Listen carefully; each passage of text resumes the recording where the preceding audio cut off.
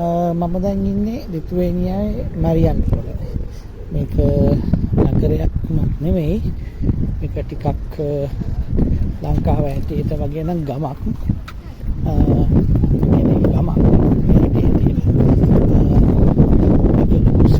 දැන් මේ දවස්වල සමයක මිනිස්සු එළියට ඇවිල්ලා කෝපි බොනවා, ඇවිදිනවා ළමයිත් එක්ක. මේ ලස්සන. ඉතින් ලස්සනට මල් වවලා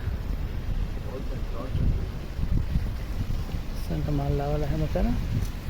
ඒ වගේම මේක මේ දවස්වල කියනවා මේ ඊස්ටර් සන්ඩේ. ඒකට මහා සිකුරාදා කයි ඊස්ටර් සන්ඩේ කියලා සිංහලෙන් මොකද කියලා මම දන්නේ නැහැ. ඉතින් මේ හැමතැනම සරසලා තියෙනවා.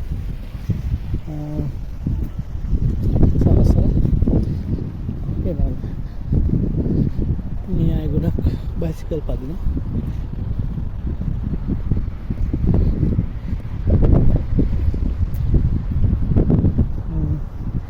දැන් සාමාන්‍යයෙන් මේ දවස්වල උෂ්ණත්වය සෙල්සියස් අංශක 22 24 වගේ යන්නේ. හැබැයි හුළඟත් එක්ක 14ක වගේ තමයි මේ තියෙන්නේ මේ දැනීම. මේ ස්ටෝර් හදනවා. හාව් එන්නේ පොඩි ළමයි ඇවිල්ලා මේවා පෙරේදා සරසනවා මම දැක්කා. ඒක මම ආවේ මේක බලන්න.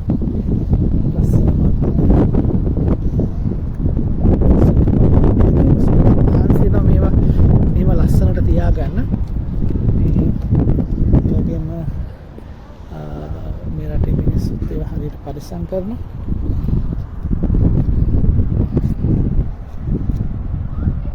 ඒත් හැමතැනම ලස්සනට මල් පිපිලා තියෙනවා.